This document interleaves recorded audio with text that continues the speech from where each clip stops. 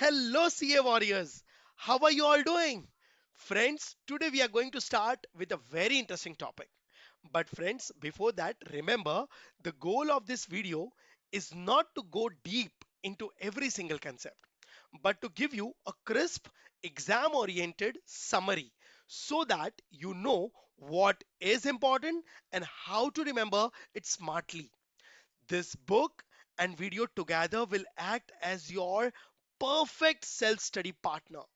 And I'm super confident, guys, that after this revision, you will be able to solve any MCQ that come your way in the exam. So let's begin this rapid fire revision session. And yes, if you find these notes helpful, don't forget to share them with your friends.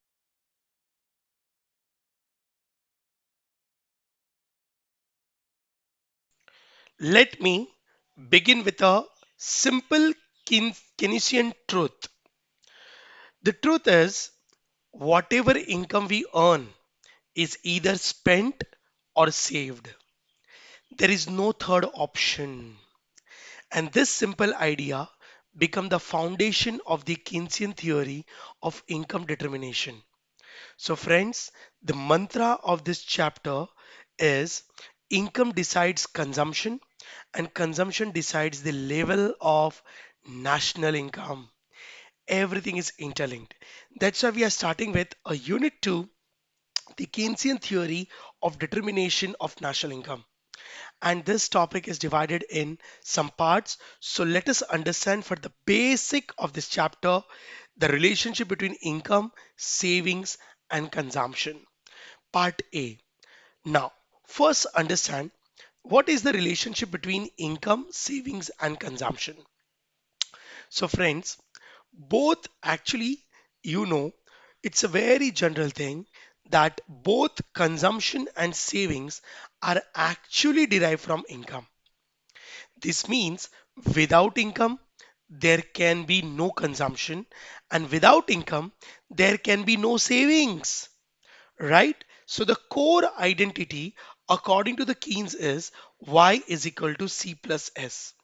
Y is income, C is consumption, and S is savings. It's very simple. If my income is 100 rupees and I've spent 80, 20 will be saved, right? Yes. Now, vice versa, this is the main equation. Now, in the exam, they can ask you any three things. Out of three things, two things may be given in the question. Third will be missing that you have to find out. For example, income and saving is given to you. You have to find consumption. So your formula will be going to be C is equal to Y minus S. That is 100 minus 20 is consumption will be 80. Sometime consumption and income will be given, savings will be asked. That is okay.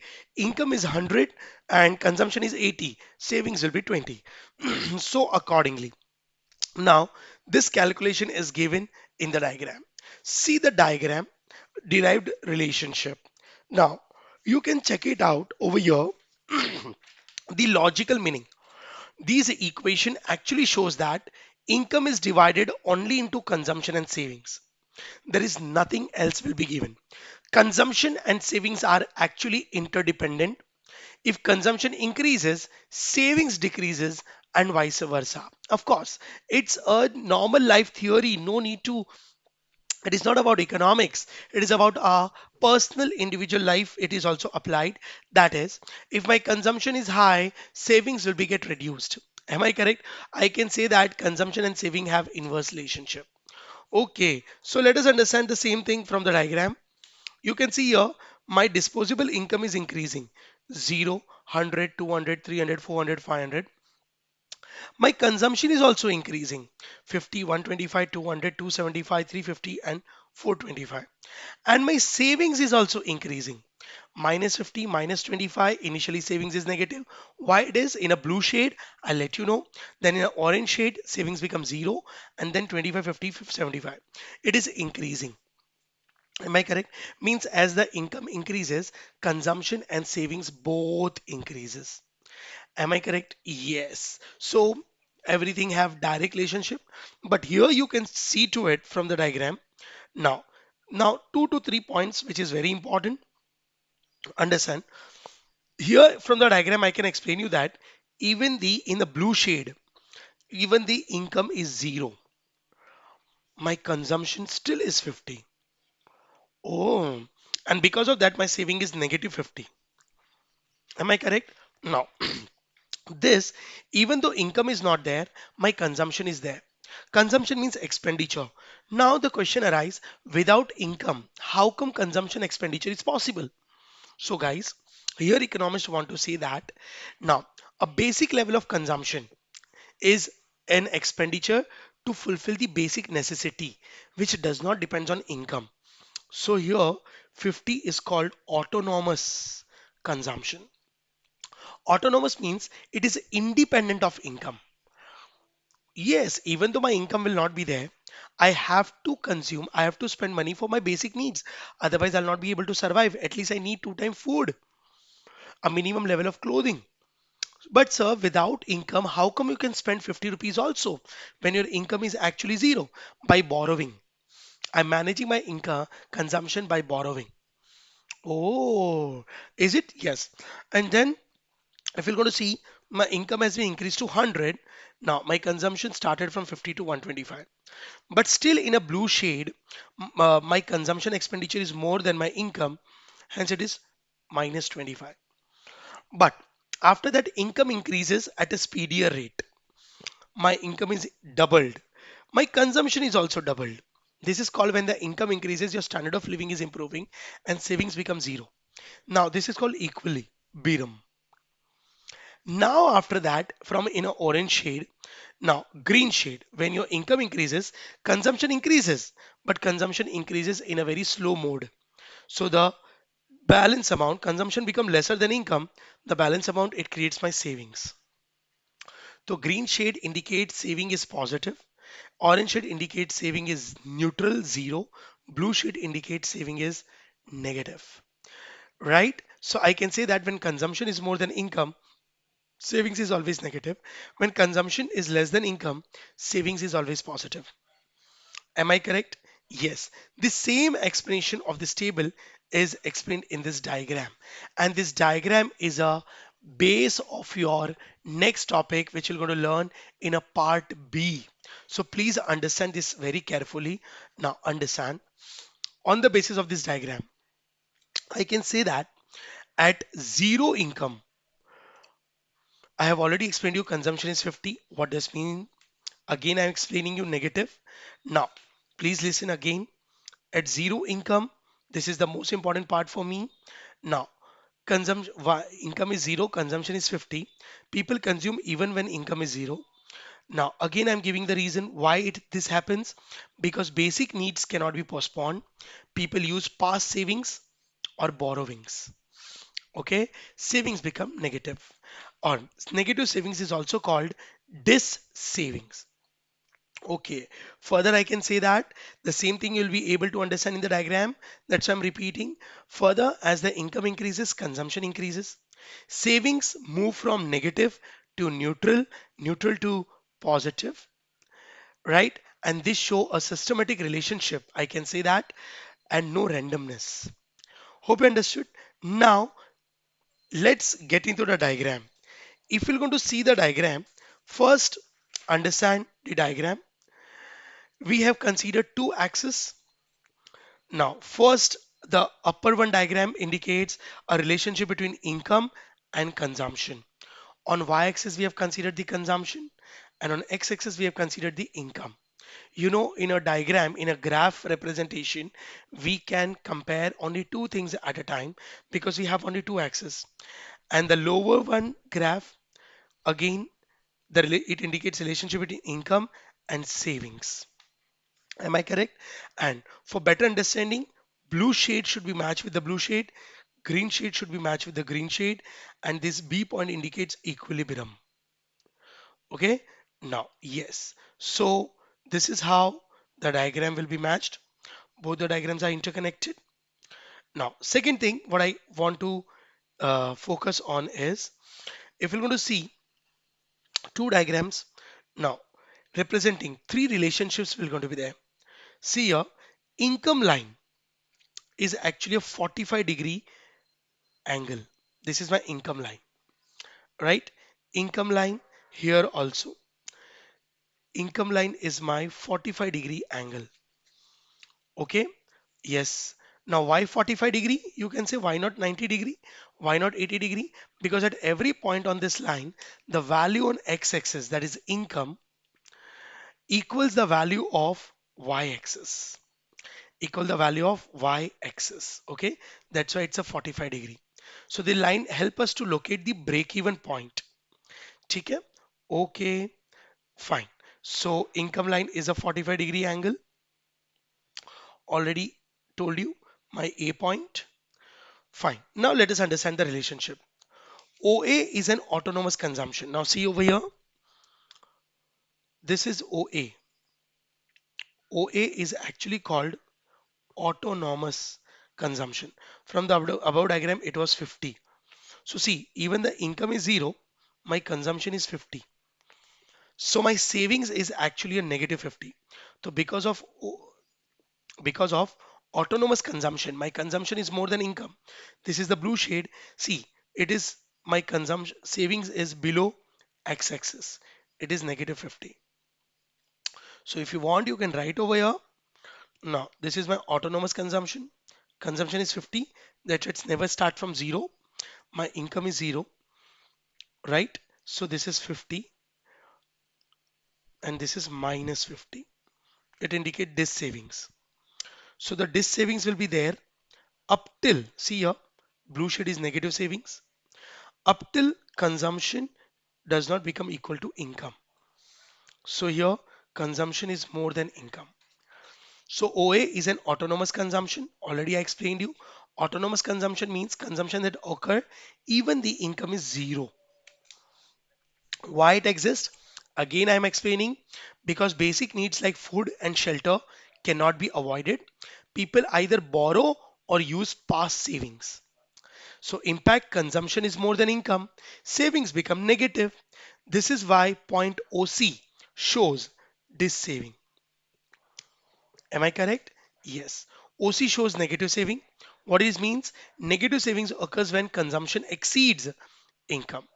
Income is insufficient to meet basic consumption needs. So the impact is this explain economic behavior at a very low levels of incomes. So this happens when people or in the country low level of incomes are there. Okay. Now, so this is point number B. You can see to it. Then let's proceed further. Point number C. Point B.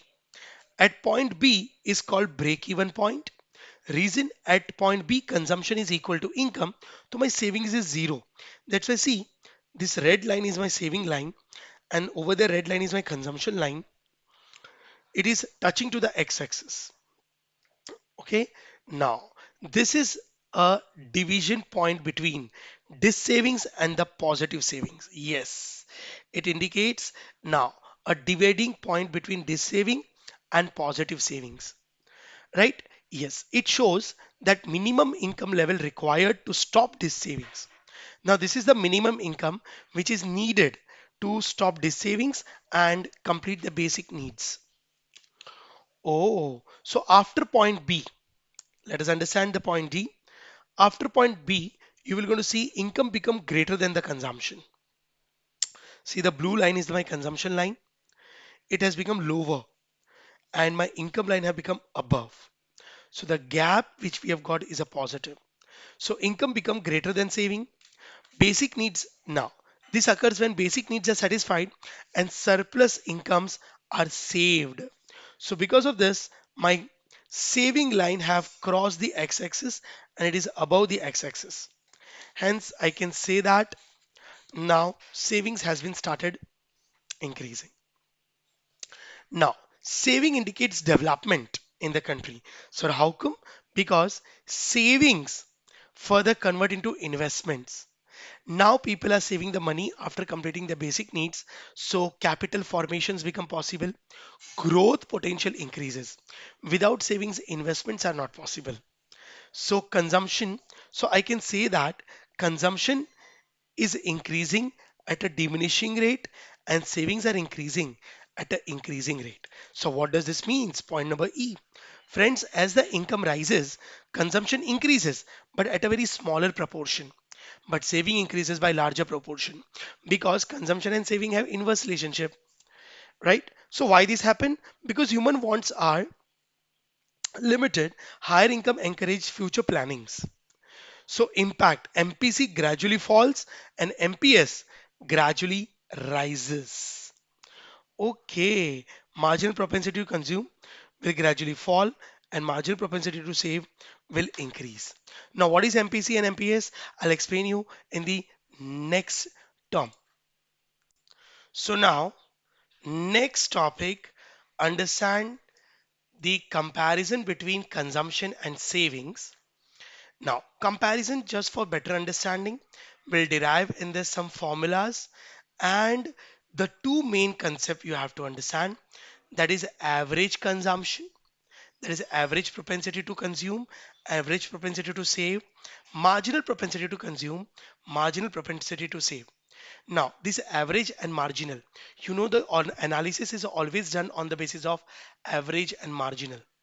In the cost analysis also, in the production, everywhere, right? So let us understand one by one. Now, first is consumption. Friends, the first point, consumption is a function of income. Means it want to say is consumption depends directly on income. Of course. Similarly, savings is also a function of income, right? Now, that is S is equal to F of Y. But savings calculation is not that important. For us, the important is consumption. So consumption is a function of Y, that is income. Now, it can be elaborated as C is equal to A plus B of into Y. A stands for autonomous consumption and BY stands for induced consumption by income. BY means it has been as the income increases, B consumption will increase. Okay, fine. So it is also can be mentioned as A plus MPC into Y. So sometime in the exam, when the calculation comes, they might don't give you BY. A will be given directly.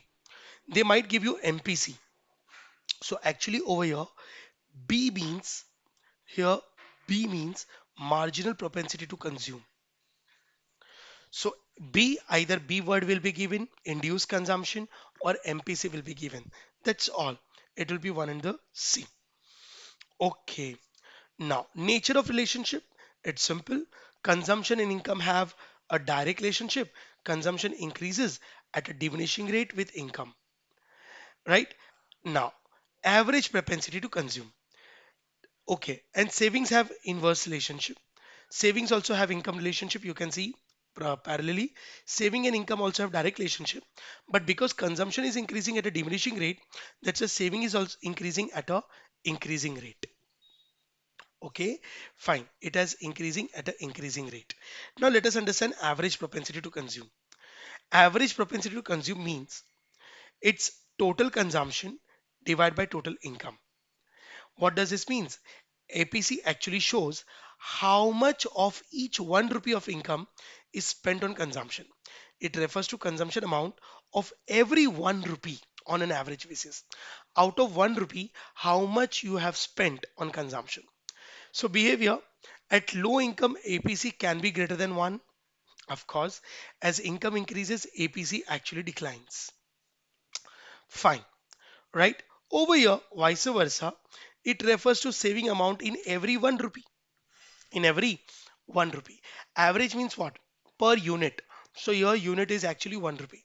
So total savings divided by total income. It's very simple, right? The next is marginal. Okay, note if APC and APS will be added, it will be equal to 1 rupee. Is it? Of course. So APS and APC, see it's very simple, yeah. Now for example, my income is 1 rupee. It's C plus S. Out of 1 rupee, I've spent 80 paisa. So obviously my savings will be 20 paisa. So I can say savings plus APS and APC is equal to 1 because both calculations are done out of 1 rupee only, right? Marginal propensity to consume. You know the word marginal. Marginal means something extra. Marginal means it is extra, it is additional, right? Now, so here the formula of marginal propensity to consume is change in consumption divided by change in income. Change means you have to take the difference from previous level of consumption and income also, right? Yes. Now, what does this indicate? MPC tells us how much each additional amount of consumption you have incurred from additional 1 rupee of income.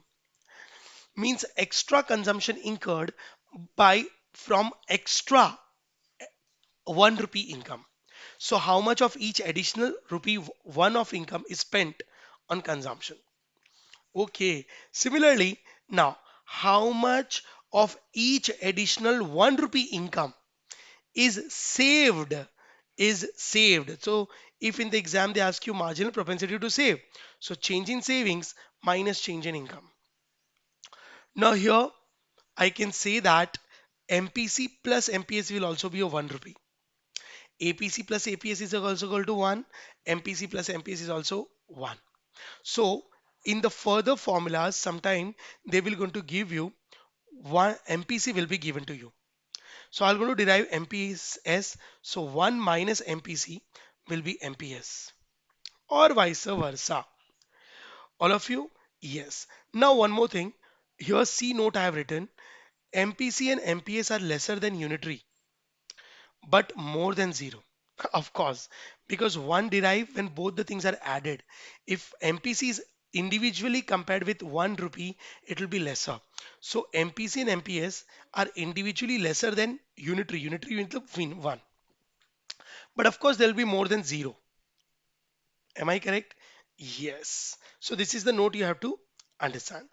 So comparison, got it? Yes. So when I say now, final, this is the part A. Hope you understood the relationship between marginal consumption and savings, APC, APS, MPC, MPS, and how the diagram is. Before break-even point, after break-even point, what is autonomous consumption? Hope you all of you understood.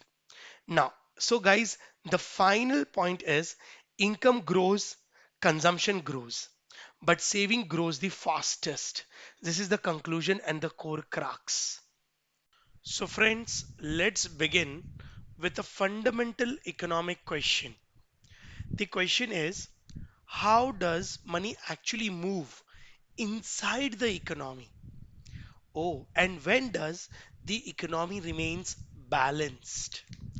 So, guys, the answer lies in understanding the circular flow of money and equilibrium income. Friends, the mantra of this chapter, which we're going to start, is when money flows smoothly, the economy grows, and when the flow breaks, instability begins. So, friends, part B, very interesting chapter. We're going to study determination of equilibrium of income. Now, in this chapter, you will going to actually will be able to understand now how money circulate from one sector to another sector and how money multiplies. So first, let us understand what is circular flow of money. Friends, circular flow of money means continuous flow of income, expenditure, and production within an economy. It represents income of all the factors of production which together forms a GDP, or I can say a national income. Hence, it is also called a flow of income model. Now, why it exists? Because in an economy, household provide factor services, firms pay income for these services, households spend income on those goods and services, and firm receive revenue on continuous production. This repeated cycle creates a continuous flow. And friends, this flow, the purpose of circular flow is the basic purpose of this model is to understand how money moves within an economy.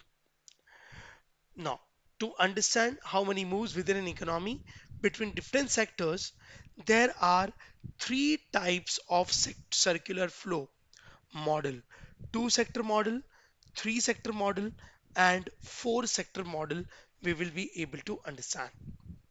So let us understand one by one from the diagram. Now, these diagrams I have made on a single page so that you can do the comparison. See here, when I say two sector model, it is household and firm are the two sectors. Now, household provide factor services to the businesses, land, labor, capital, entrepreneur, right? And in exchange of labor services, firm pay factor payments, firm make a payment for factors, right? So services, money flows from firm to household. So for firms, it is an expenditure, and for household, these factor payments is an income. But this income again will going to turn up into an expenditure. Household people will going to purchase goods and services, which is produced by the firm. And to purchase these goods and services, that income will going to flow to the firm in the form of sale price of goods and services. It means I can say one's expenditure is another's income and vice versa. So this money is circulating between household to firm, firm to household. In between, there is a financial market because the entire income cannot be spent. Some part of the income is always saved in the financial market. I can say bank, share market, mutual funds, etc. And these savings again convert into borrowings. So those who need a money accepting deposits and giving loans, again the money circulates. So this is a two sector model. In three sector model, it is same as two sector. So the green shade is exactly same as two sector model. Okay, just the third sector which is added is government, and the blue part is the extra in addition to the two sector model.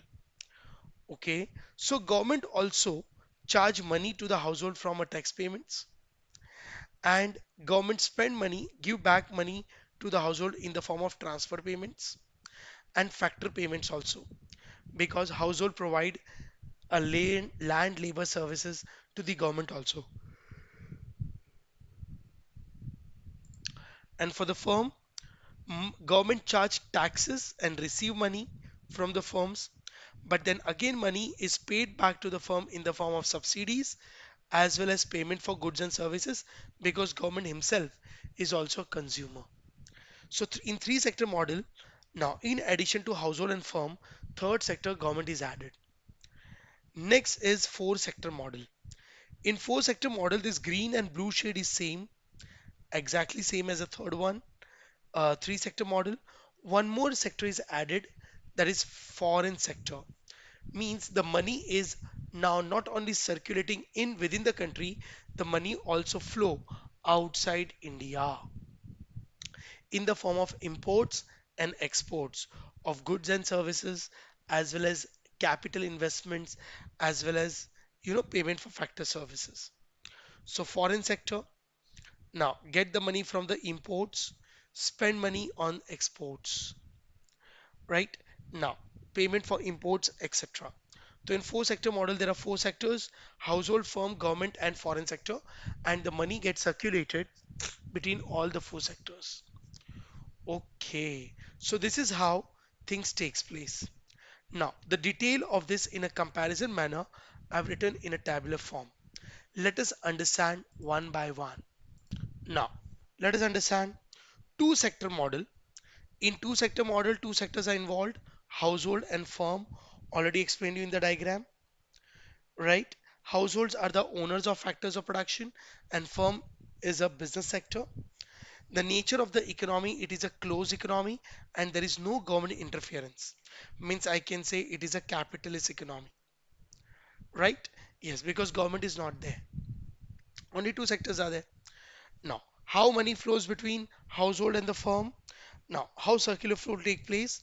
Real flow, household actually supply land, labor, capital, entrepreneur, and firm receive factor services. So this is called real flow. Now money flow. Firm pay wages, rent, interest, and profit. Household receive this money.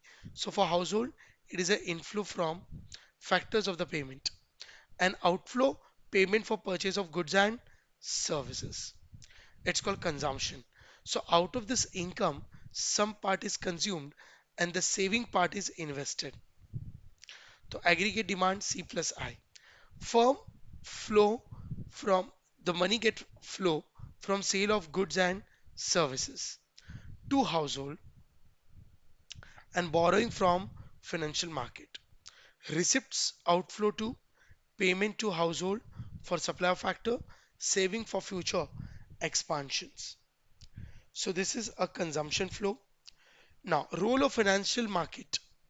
In two sector model, I can say aggregate demand is equal to consumption plus investment and aggregate supply is equal to consumption plus savings. So how the equilibrium has been achieved? So consumption is cancelled, investment and savings get converted into a investments. Okay, so here leakages are in the form of savings. So what do you mean by leakages? Leakages means money go out of circular flow, and again that savings get money injected into again that circular flow in the form of investment. Okay, so here when I say financial market, I want to say bank, insurance,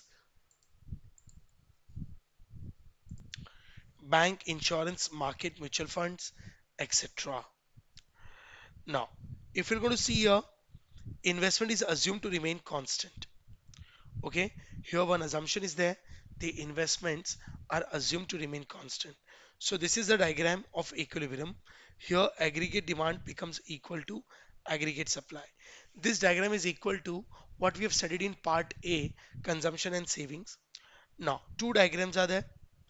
On first diagram, on y-axis we have considered aggregate demand and income, on and that is called consumption also, and on second diagram we have considered savings and income, right? Yes. Now at equilibrium, aggregate demand is equal to aggregate supply. That means savings is equal to investment. All of you. Now before that, I can say if you're going to see this, this is my aggregate supply line, right? And this is my consumption. So your consumption was more than income. Now, right? Hope you understood. Important assumptions. Now, this is what the concept was. Second, over here in three sector model, the entire explanation is same as two sector, but one sector is added into the third sector. That is, additional sector is government. Now, it is also called a closed economy because no import and export foreign sector is not included, but actually it is a mixed economy now. Mixed economy means country is run by government as well as private sector. So in addition to two sector model, household get inflow from factor payment from government and transfer payment from foreign government. So this is same, but in addition to two sector model explanation, now the money get also flow inflow from government and income outflow to payment of direct taxes to the government, right? Now firm receipt flow from subsidies from the government and receipt outflow payment of taxes to the government, payment of taxes to the government, right?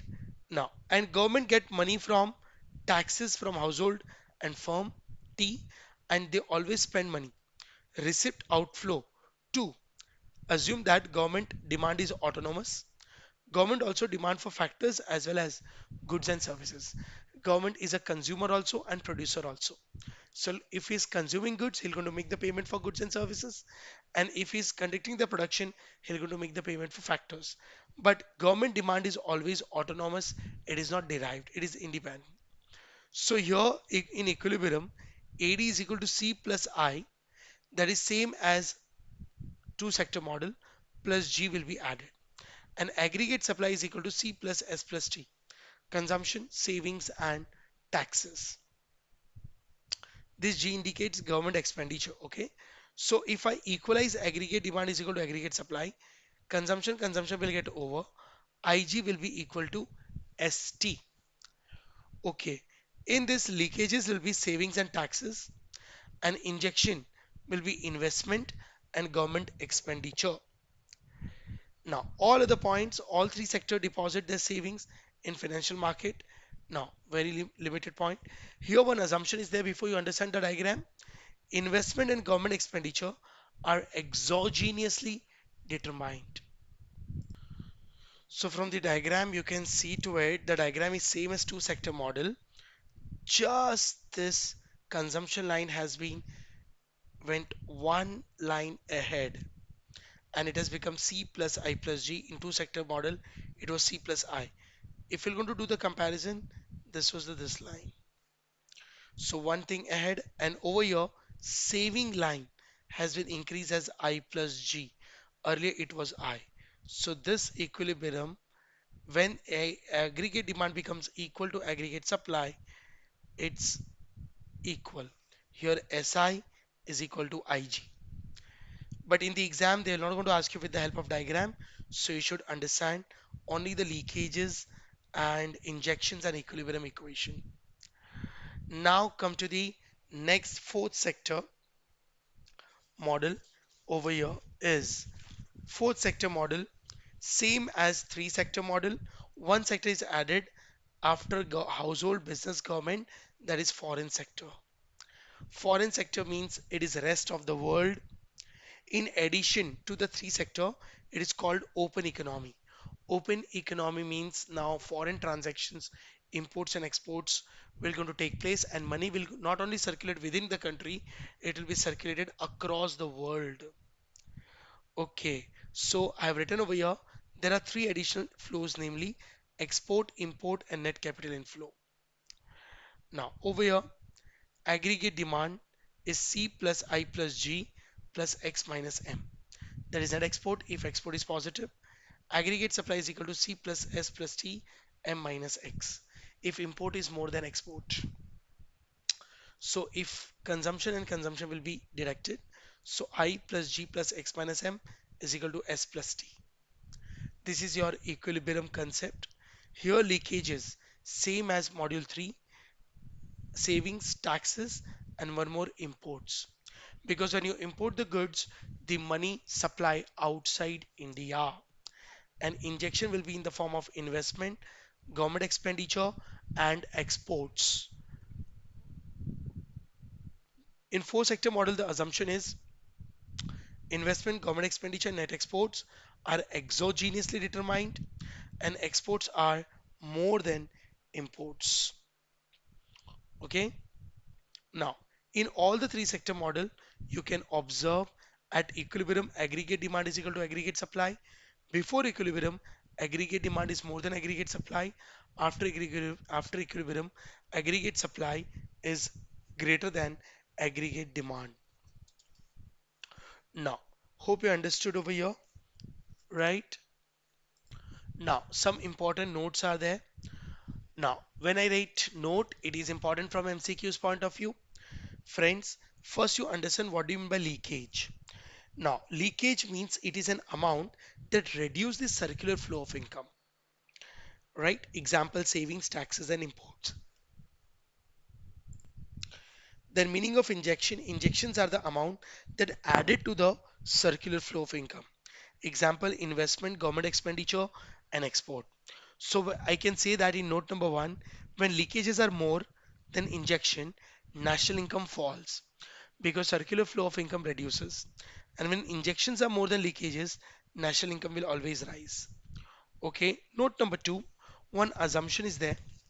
Now, while understanding the equilibrium, that is consumer consumption plan always coincide with producer production plan, means production was always equal to consumption. We were assuming there is no openings, there is no stocks remaining. Okay, now Then producer plan to invest matches with household plans to save. Now savings is always equal to investment. Eh, right? Now, practically, it is not possible. So much coincidence, but okay. In reality, it is not so. C plus I and C plus A may not be equal in reality always. But while understanding this equilibrium theory in two sector model, three sector model, and four sector model, it is assumed that production is equal to consumption and savings are always equal to investment. Note number three, in closed economy, two sector model and three sector model, GDP and national incomes are equal. Yes, when I say closed economy, there is no foreign income. So I can say domestic income and national income will always be equal. But in four sector model, it is not so. In four sector model, now national income and GDP cannot be equal. GDP plus NFIA becomes the national income. Okay. Now, in fourth sector model, if export is more than import, the net injection and net national income will increase. Of course, because export always leads to now increase in circular flow of money as the foreign currency comes into the domestic market.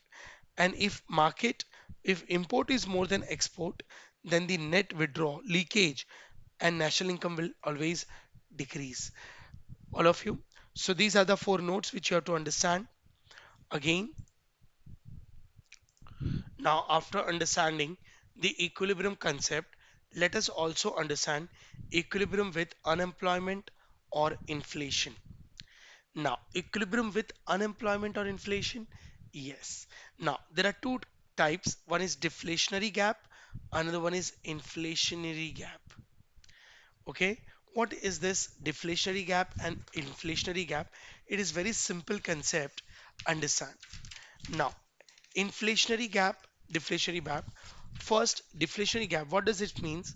Deflationary gap occurs when aggregate demand is less than aggregate supply, right? At a full employment level. There is full employment of output is called deflationary gap. Means the entire we are producing at an optimum level, supply cannot increase beyond, but demand is less than what we are conducting the production. So you have studied the equilibrium prices. When demand is less than supply, always the prices fall. And when the prices fall, it's called deflationary gap. The other name of deflationary gap, it is also called recessionary gap or contractionary gap. This word has been taken from the chapter 5 business cycle. It's a contraction period when demand is less than supply, the economy get collapsed. It is called contraction phase of business cycle, right? During contraction phase of the business cycle. Now, in this observation is that demand curve shift to the left, right? You can see it over here and see the diagram. In this diagram, on y-axis we have taken aggregate demand, and on x-axis we have taken income and output, right? Hello. Yes. So if you're going to see the original, this is my supply curve, aggregate supply, and the dotted line is actually a aggregate demand. So over here there was a full employment and everything was very proper. But all of a sudden, the demand has been decreased. Supply remains constant. So when the demand decreased, the demand curve shifted to downward. And we got a new demand curve from the original one. So that's why the demand curve has been in the dotted line. And we got a next demand curve, that is this one. So when the demand curve shift downward, we got a new equilibrium point, that is E, where aggregate demand equal to aggregate supply. So the gap between full employment and E is called deflationary gap, right? And deflationary gap indicates this F and G point is actually a deflationary gap which has been occurred due to shift in the demand curve. So you can observe over here, FG is a deflationary gap due to a downward shift of AD curve. Now, seller will build up stocks because demand is less than supply.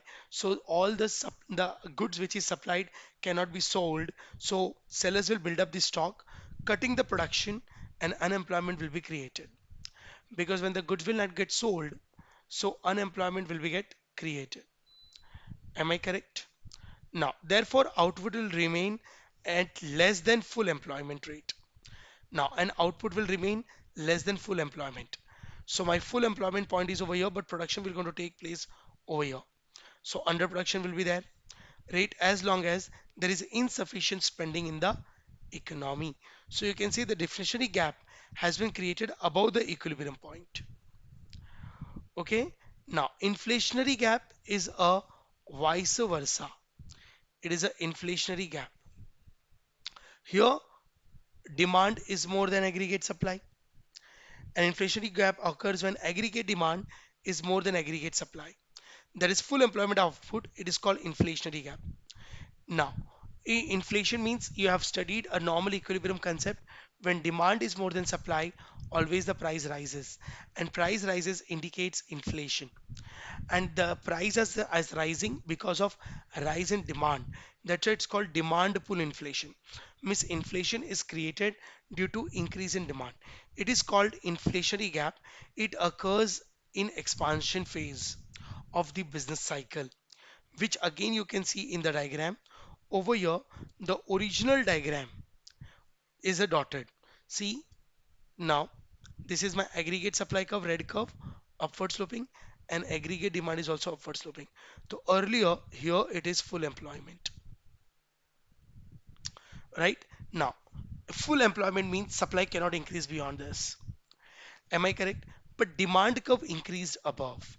So when the demand curve increased, I got a new equilibrium point, that is this E, where aggregate demand is equal to aggregate supply. Am I correct? Where aggregate demand is equal to aggregate supply. Right? Now, and the gap between F and G is called inflationary gap. So inflationary gap created below equilibrium. Okay? So your same answer. FG is an inflationary gap due to upward shift of the demand curve in real output.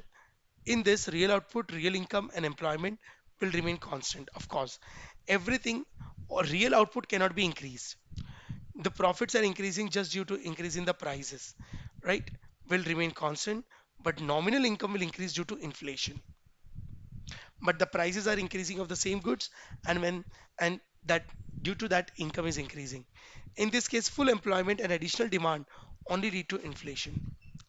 Full employment is there, but additional demand is leads to inflation. Am I additional demand?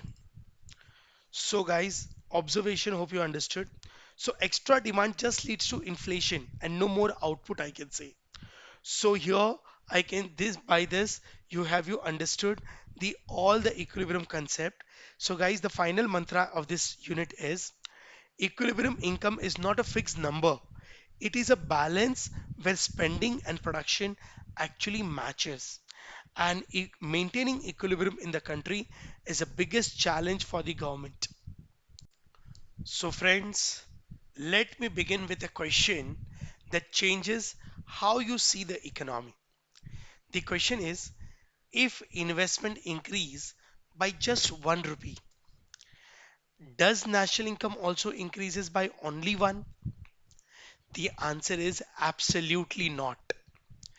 That a single rupee move circulate and multiplies across the economy, and that is called a investment multiplier. That is part C of unit 2. Friends, investment starts the process, but income multiplies the effect.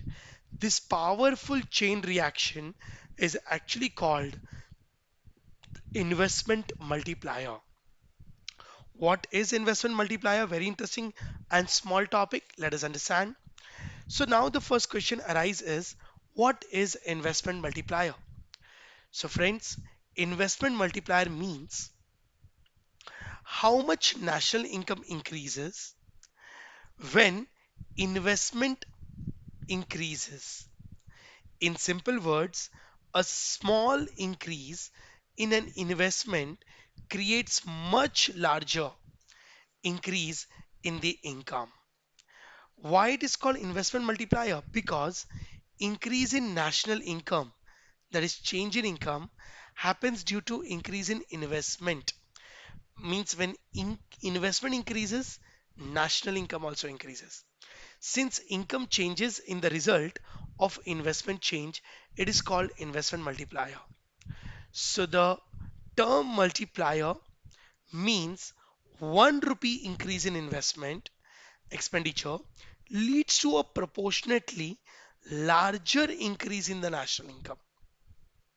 And this highlights the power of circulation of income.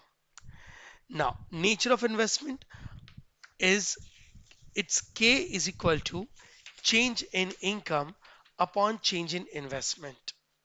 Now, means means friends, what this means, investment does not depends on income. It decides independently by the government. So here I can say if of investment increase by 1 rupee and your income increases by 5 rupee, that means K is equal to 5. Am I correct? Now 5 times means in economy 1 rupee plays a role of 5 rupee. If you invest 1 rupee, it multiply into the 5, means 4 time additional income increases. It's called money multiplier. Oh, is it? Yes. So change in income upon change in investment, it will be 5 times. Means in economy, money is circulating 5 times. So change in income upon change in income upon change in investment. Now this can be derived. K also can be derived 1 upon MPS, marginal propensity to save. Now, how marginal propensity to save can be derived? Sometime in the exam, MPC is given. So 1 minus MPC. So 1 upon 1 minus MPC can also give you times. K is a multiplier. Okay. So vice versa, change in national income is equal to K into change in investment. Of course, now it's like how I'll be getting 5. It's 5 times K into 1. It's 5 also. Am I correct? Yes. Let us understand the example, guys. Example is if change in investment of rupees 1 million cause change in income by 5 million. So the multiplier is 5. 5 means over here K. Now, vice versa, it can also be solved in this way. If in the exam question is given investment is 1 million and MPC is 0.8, then multiplier will be 5. So your answer can be 1 upon 1 minus 0.8. It's 1 minus MPC. Hence, national income will be 5 millions. Hope you understood? Yes. So this is called multiplier. Investment increase income by more than what is invested.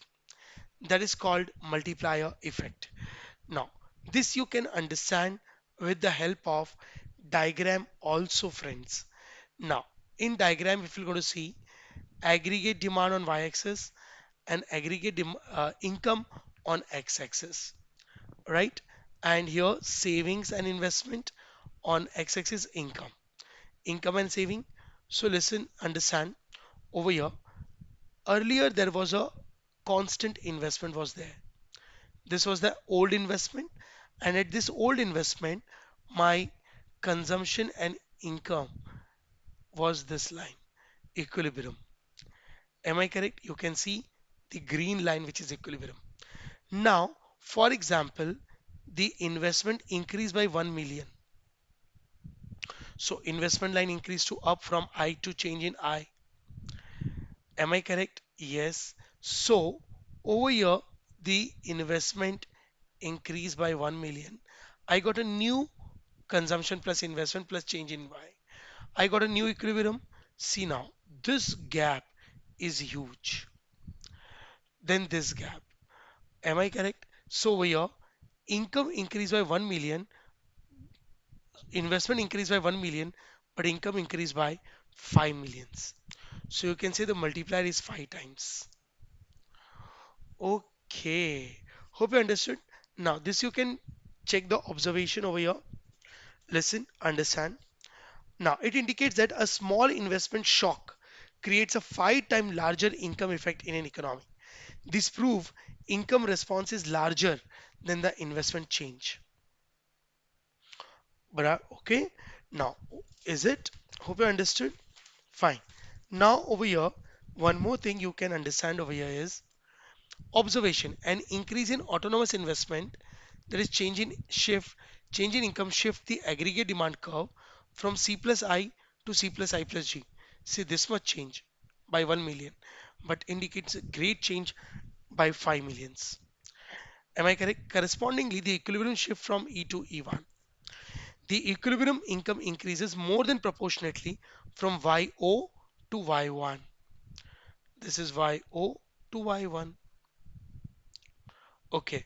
Relationship you can understand from this is MPC and money multiplier have direct relationship. The more MPC, more money multiplier. MPS and money multiplier have inverse relationship because when you save money, now it indicates leakage and leakage reduces the income, right? Okay. Now the last part, leakages always reduces the money multiplier. So see, if a part of the income goes out of the cycle of consumption expenditure is called leakage. This is the definition of leakage we have already understood. The higher leakages and smaller will be the multiplier. Yes. Now, what are the causes of leakages? Guys, because leakages always break the spending chain and reduce repeated income rounds. Right? Now, so what are the causes of leakages? I've given a code TILU, TILU. T stands for taxation rates. Taxes reduces disposable income, consumption falls, multiplier becomes smaller. Very simple. Increase in the demand for imported goods due to the i- inflow of goods from the foreign country.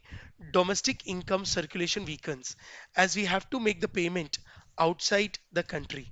So money leakage, liquidity preference, that is holding a cash balance.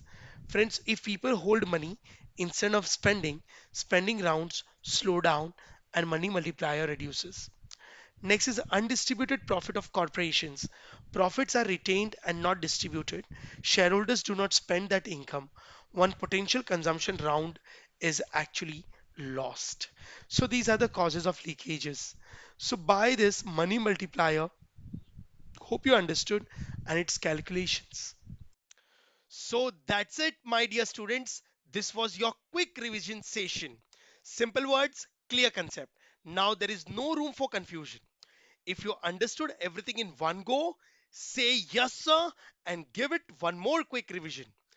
Remember, smart study is the best strategy. Keep revising, stay confident, and believe in your preparation.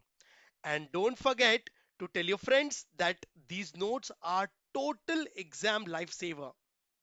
Stay consistent, stay motivated, and I will see you in the next rapid fire revision.